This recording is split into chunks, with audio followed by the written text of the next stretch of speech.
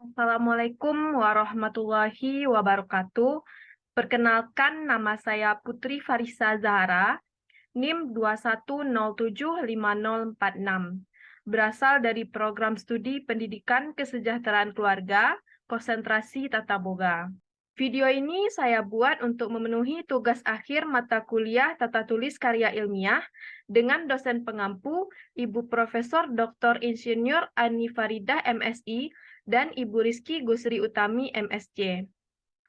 Baik, judul dari studi literatur saya yaitu Analisis Kualitas Bakso dengan Substitusi Protein Nabati. Sebelum membahas lebih lanjut, saya ingin bertanya kepada teman-teman semua. Kira-kira apa yang terpikirkan oleh Anda bila mendengar kata bakso? Ya, benar sekali. Saat mendengar kata bakso, kita semua pasti berpikir bahwa bakso terbuat dari daging sapi. Bakso adalah makanan yang sangat digemari oleh semua kalangan, mulai dari anak-anak, remaja, bahkan kalangan lanjut usia pun menyukai makanan ini. Namun, tidak semua masyarakat dapat mengkonsumsi bakso dari daging sapi ini, seperti kelompok vegetarian dan juga beberapa kepercayaan yang menetapkan larangan kepada penganutnya untuk mengkonsumsi daging sapi.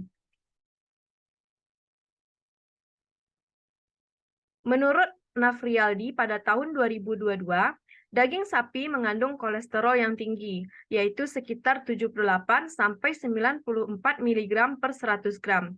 Selain itu, daging sapi juga dapat memicu penyakit jantung koroner yang menjadi penyebab kematian tertinggi di seluruh dunia, termasuk Indonesia, dan sekitar 35% penduduk Indonesia memiliki kadar kolesterol lebih tinggi dari batas normal.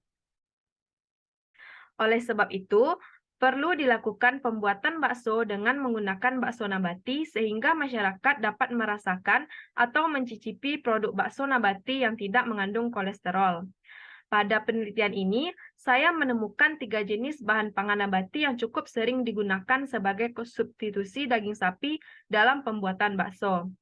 Bahan pangan tersebut diantaranya adalah jamur tiram, kedelai, dan tempe.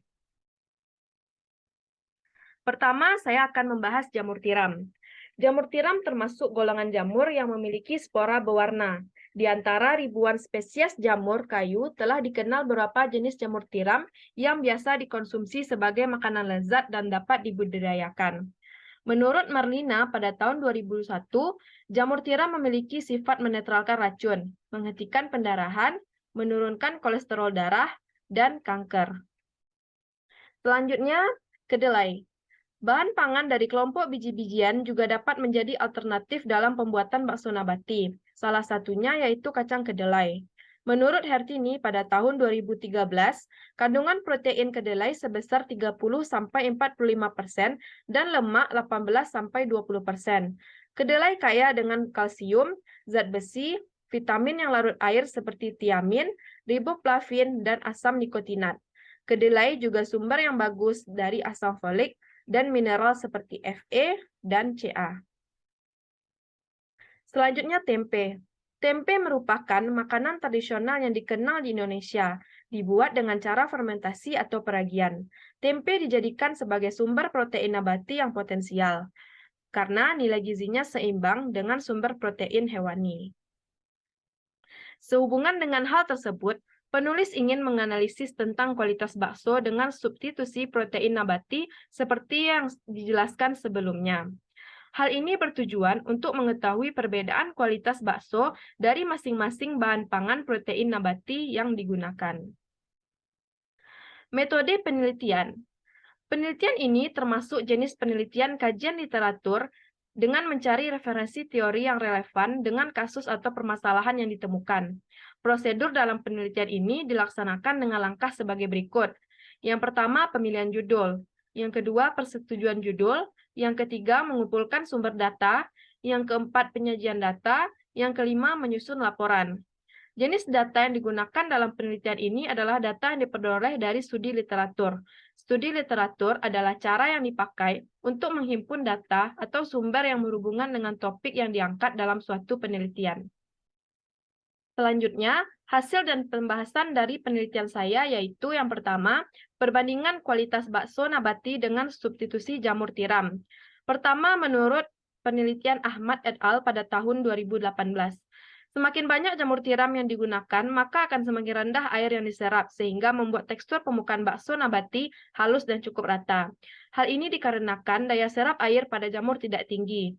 Tekstur bakso nabati juga dipengaruhi oleh kehalusan dari bahan-bahan yang dilumatkan, sehingga mampu menghasilkan bakso nabati dengan tekstur yang kenyal. Sedangkan menurut penelitian Solehah et al. Pada tahun 2013, dalam pembuatan adonan bakso jamur terdapat beberapa tahap pengolahan yang harus dilakukan.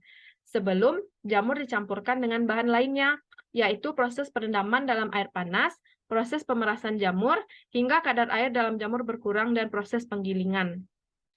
Tahap pengolahan tersebut bertujuan untuk mengurangi bau dan kadar air yang terkandung dalam jamur agar adonan yang dihasilkan tidak terlalu lembek. Selanjutnya, perbandingan kualitas bakso nabati dengan substitusi kedelai. Menurut penelitian Feni pada tahun 1995, bakso dengan substitusi kacang kedelai tidak berpengaruh terhadap tekstur bakso, akan tetapi dapat memperkecil penurunan kadar protein dan menurunkan nilai kesukaan pada bakso. Sedangkan menurut penelitian Andari pada tahun 2016, kualitas terbaik dari bakso vegetarian dengan substitusi tepung kedelai memiliki perbandingan 20% banding 80%, yaitu tepung kedelai banding tepung kanji. Hal ini dikarenakan jika penggunaan tepung kedelai lebih dari 20%, hasilnya tekstur menjadi keras, susah dicetak, dan bakso mempunyai cita rasa yang langu. Terakhir, perbandingan kualitas bakso nabati dengan substitusi tempe. Menurut penelitian Setiawan pada tahun 2015, berdasarkan penelitian ini dapat disimpulkan bahwa bakso dengan substitusi tempe koro padang memiliki kadar lemak yang rendah, serta kadar karbohidrat dan protein yang tinggi. Sedangkan menurut penelitian Frida pada tahun 2016, terkait pembuatan daging analog menggunakan kacang merah dan tepung tempe, penambahan tepung tempe yang meningkat membuat penurunan pada aroma. Hal tersebut dikarenakan tepung tempe meninggalkan bau langu. Dari penelitian ini, saya bisa menarik kesimpulan. Yang pertama, penambahan jamur tiram tidak mempengaruhi warna pada bakso, karena jamur tiram memiliki warna seperti putih susu. Semakin meningkat penambahan jamur tiram putih, maka akan meningkatkan tekstur bakso nabati yang baik, yaitu bagian permukaan halus dan rata. Diperlukan beberapa tahap pengolahan jamur sebelum diolah agar diperoleh bakso yang tidak lembek. Kedua, kacang kedelai tidak berpengaruh terhadap tekstur bakso, akan tetapi dapat memperkecil penurunan kadar protein dan menurunkan nilai kesukaan pada bakso. Disarankan, dalam pembuatan bakso tepung kedelai dibuat dengan cara perendaman lebih dahulu, sehingga dapat menghasilkan bakso yang mempunyai nilai protein tinggi dan dapat diterima oleh konsumen. Jika penggunaan tepung kedelai lebih dari 20%, hasil tekstur menjadi keras dan susah dicetak. Bakso mempunyai cita rasa yang langu. Ketiga, bakso dengan substitusi tempe koro padang memiliki kadar lemak yang rendah dan kadar karbohidrat serta protein yang tinggi. Penambahan tepung tempe yang meningkat membuat penurunan pada aroma. Hal tersebut dikarenakan tepung tempe meninggalkan bau langu. Baik, hanya itu yang dapat saya sampaikan. Terlebih dan terkurang saya mohon maaf. Terima kasih. Assalamualaikum warahmatullahi wabarakatuh.